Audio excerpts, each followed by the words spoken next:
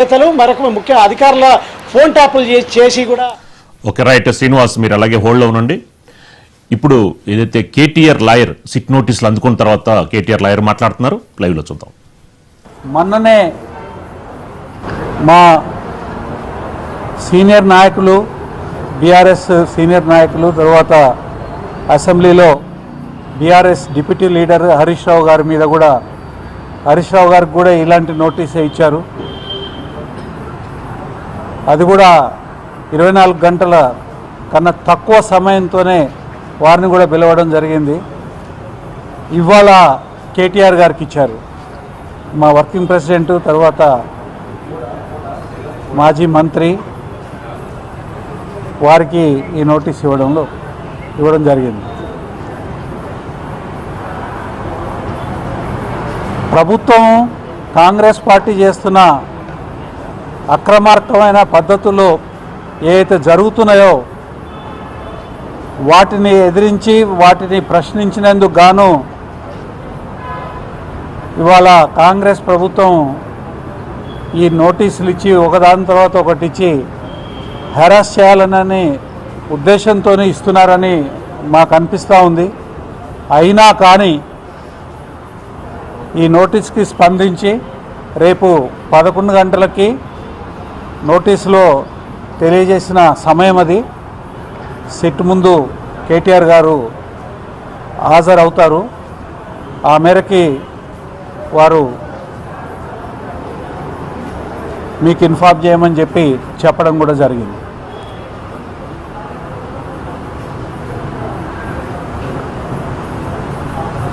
పరిపాలించమని mandate ఇస్తే కాంగ్రెస్ ప్రభుత్వం పాడు పనులు చేస్తూ ఉంది.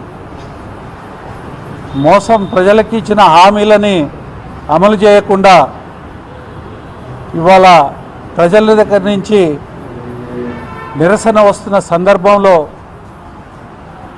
ప్రజల యొక్క దృష్టిని డైవర్ట్ చేయడానికి ఒక సిట్ అని వేసినారు. ఎందుకు సిట్ వేసినారనేది ఇంత మటుకు ఒక కారణం చెప్పలేదు. సిట్ వేసిన ఆర్డర్లో కానివ్వండి, ప్రజలకు కానివ్వండి, ప్రభుత్వం నుంచి ఇంత మటుకు ఒక వివరణ అనేది రాలేదు. కానీ శరపరంపరంగా ఈ రకమైన నోటీసులు అయితే ఇష్యూ చేస్తున్నారో సిట్టు కేవలము ప్రతిపక్షాల యొక్క నోరు మూసేదానికోసము, ముఖ్యంగా వీళ్ళ అక్రమాలని ప్రతిరోజు ప్రశ్నిస్తున్న బీఆర్ఎస్ నోరు మూసేదానికోసము ఈ నోటీస్ ఇచ్చినట్టుగా మేము అర్థం చేసుకోవాల్సిన పరిస్థితి ఉన్నది.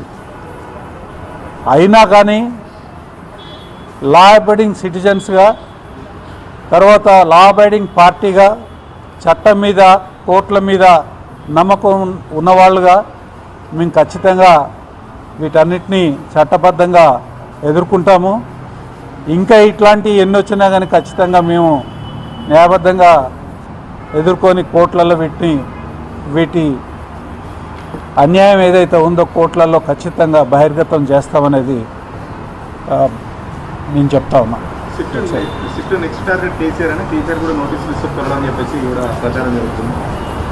బ్రదర్, స్పెక్యులేషన్ చేయలేము, ఇట్లాంటి విషయాలలో స్పెక్యులేట్ చేయలేము.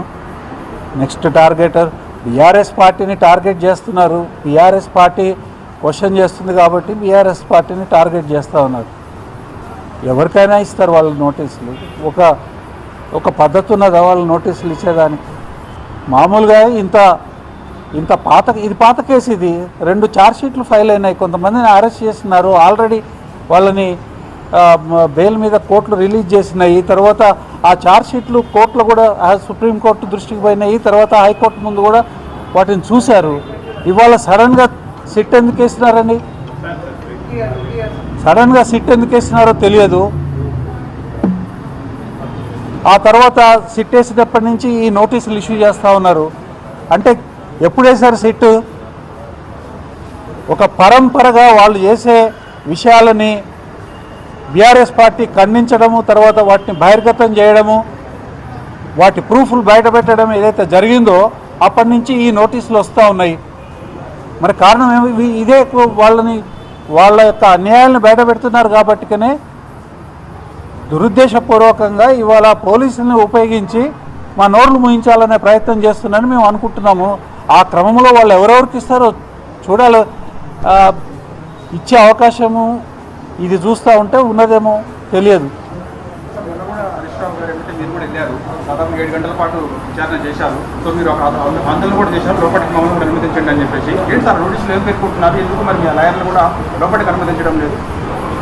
లాయర్లని లోపలికి అనుమతించాలి. ఇవాళ మేము అడిగాము, ఈ నోటీస్ ఇచ్చినప్పుడు ఫోన్లో మాట్లాడి లాయర్ని అలో చేయండి అని అంటే, విట్నెస్గా మేము విచారణ చేస్తూ ఉన్నాము, విట్నెస్కి లాయర్ ఎందుకండి అని వెంకటగిరి గారు ఫోన్లో, లాయర్ అవసరం లేదండి, విట్నెస్కి ఇవ్వము, మేము అక్యూజ్డ్ అయితే ఇస్తాము అని ఒక మాట చెప్పినారు.